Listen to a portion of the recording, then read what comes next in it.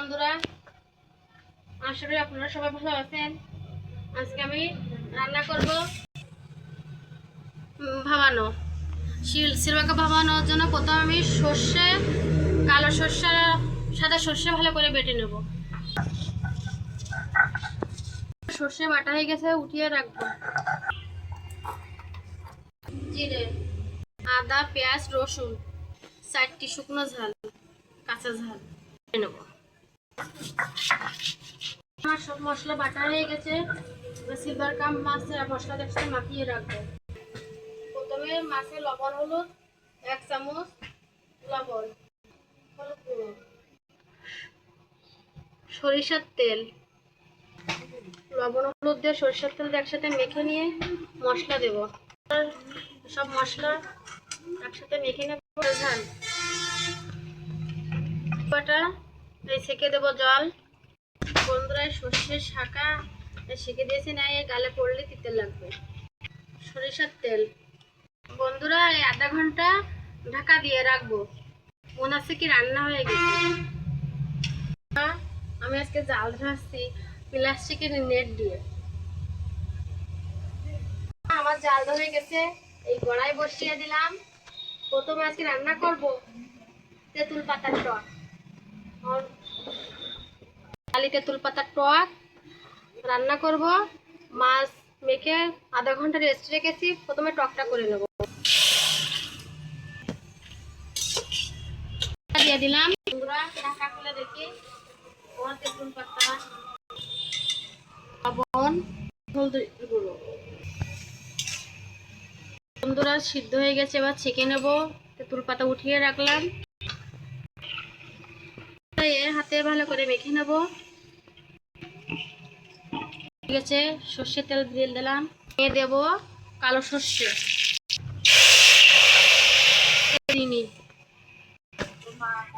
বন্ধুরা, তেঁতুল পাতার টক কিন্তু খুব উপকারী। আমার মেয়ের জ্বর হয়েছে, ওর মুখে কিছু ভালো লাগছে না, তাই এই তেঁতুল পাতার টক করলাম।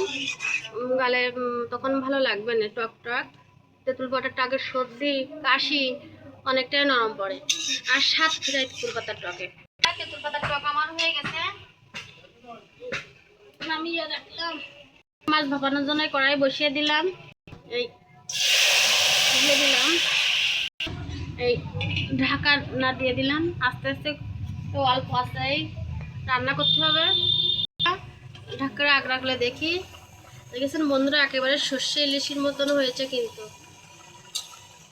আর খেতেও না সর্ষে ইলিশের মতনই লাগবে। এই রান্নাটা আমার মেয়ে খুব পছন্দ করে। আজকে মেয়ের পছন্দের রান্না সিলভারকা ভাবা। বন্ধুরা, সিলভারকা ভাবা এই কুট জালেই রান্না হচ্ছে। মনে হচ্ছে ইলিশ মাছ, ইলিশ মাছের মতন করে সর্ষে ইলিশের মতন করেতে হচ্ছে সিলভারকা মাছ ভাবা হচ্ছে। সর্ষে সাদা সর্ষে দিয়ে। এখনো তেল উঠিনি, তেল উঠা পর্যন্ত জাল দিতে হবে আস্তে আস্তে। সিলভারকা মাছ ভাবা আমার হয়ে গেছে। এই কাঁচা সর্ষের তেল দিয়ে নামিয়ে নেব। আমার হয়ে গেছে। সিলভারকা মাছ ভাবে নাড়িয়ে নিতে হবে। ঠিক আছে বন্ধুরা, সিলভার মাছ ভাপানো আমার হয়ে গেছে বন্ধুরা। এবার দুটো রান্না করা হয়ে গেছে। এবার পরিবেশনে যাব, তার সঙ্গে থাকুন। দেখা হবে খাওয়া দাওয়ার সময়। মেয়েরে দিয়ে দিলাম সিলভারকা ভাবা।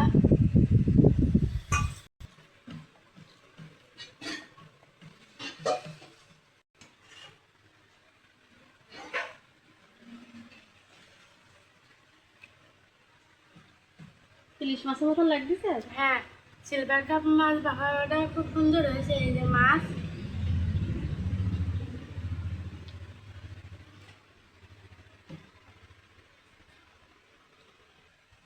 দেখুন বন্ধুরা, মাছটা কি সুন্দর সিদ্ধ হয়েছে।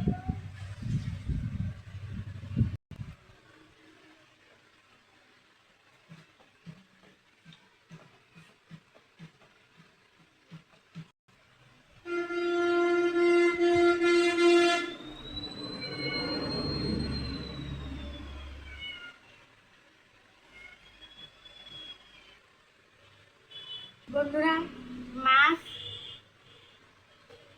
ভাত। এবার তেঁতুল পাতার টক খাবো।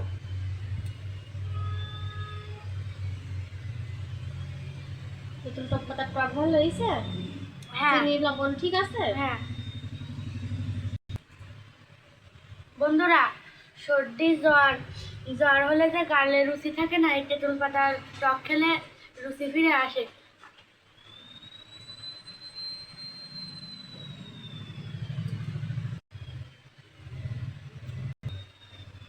বন্ধুরা, আপনাদের যদি আমাদের এই তেঁতুলের পাতার টক এবং সিলভার কাপ মাছ ভাপা যদি ভালো লেগে থাকে, তাহলে একটি লাইক, কমেন্ট, শেয়ার করে আমাদের পাশে থাকবেন এবং আমাদের পেজটি সাবস্ক্রাইব করতে ভুলবেন না। বড়দের রান্নাঘর ফলো দিয়ে, বন্ধুরা ফেসবুকে ফলো দিয়ে রাখবেন। তো সবাইকে নমস্কার। বন্ধুরা, তার ভিডিওটি এখানে শেষ করলাম।